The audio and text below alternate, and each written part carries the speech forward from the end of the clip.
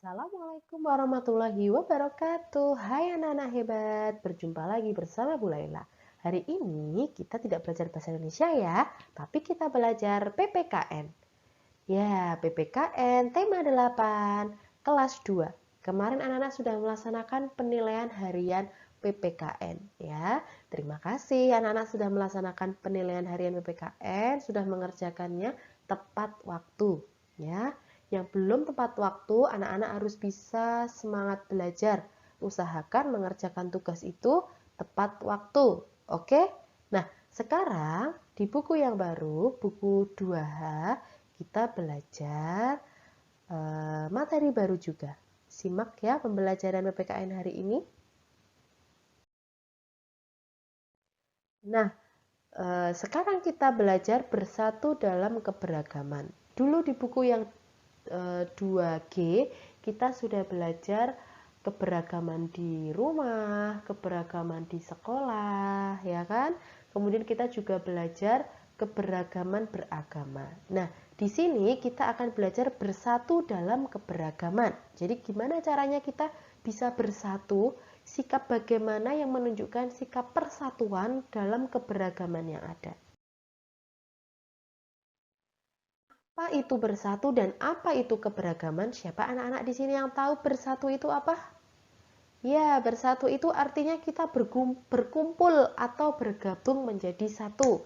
Sedangkan keberagaman itu artinya bermacam-macam. Ya, anak-anak tentunya pasti tahu bangsa Indonesia itu terdiri dari berbagai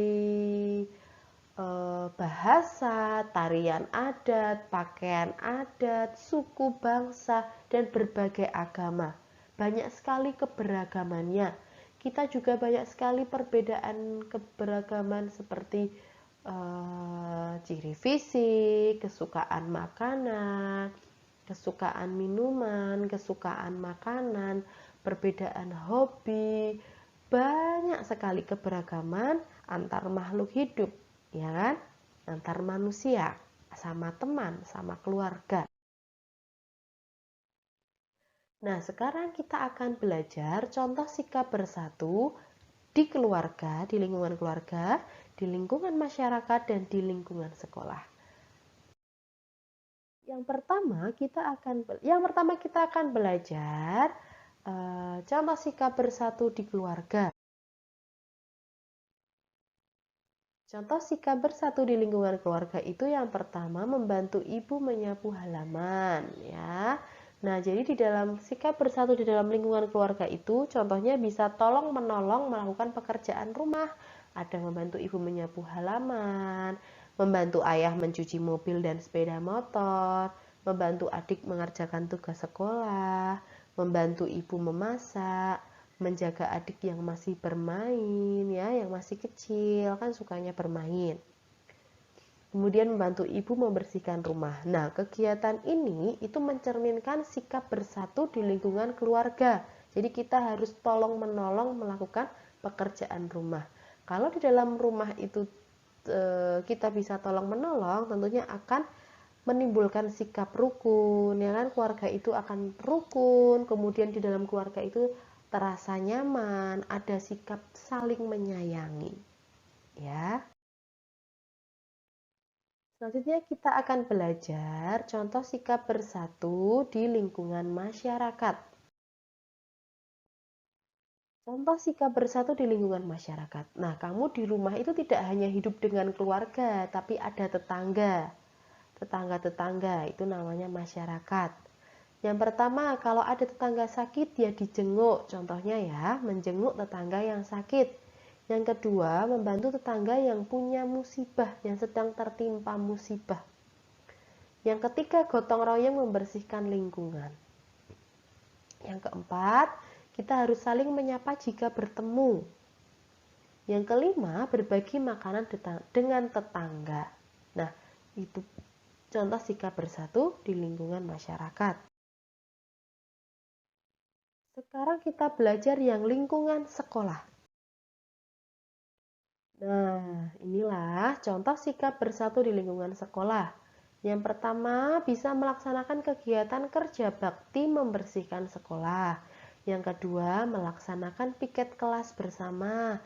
Yang ketiga, kerja kelompok. Jadi jika semuanya ini dilakukan bersama-sama, ya, dilakukan dengan rukun, dilakukan dengan saling menghargai, saling menyayangi, saling menghormati, maka akan tercipta kerukunan dan akan menimbulkan, ya kan, tambah mempererat persatuan dan kesatuan. Yang itu ada lagi menolong teman tanpa membeda-bedakan teman. Jadi menolong teman ya sama semuanya. Masa kamu menolong cuma sama-sama yang rumahnya misalkan di Kota Magelang, mau menolong sama-sama yang kulitnya putih, mau menolong sama-sama yang hidungnya mancung, gitu nggak boleh. Jadi menolong teman itu tidak boleh membeda-bedakan teman, tidak boleh memilih-milih teman. Nah, tadi kita dari tadi tuh menyebutkan tolong menolong, menyebutkan gotong royong. Apa itu sebenarnya tolong menolong? Tolong menolong adalah sikap saling membantu untuk meringankan beban orang lain. Ya, jadi sikap saling membantu.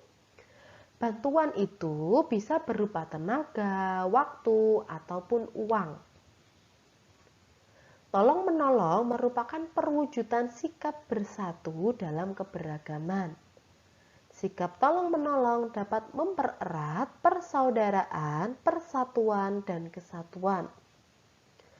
Menolong itu harus dengan tulus, tidak membeda-bedakan dan tidak mengharapkan imbalan.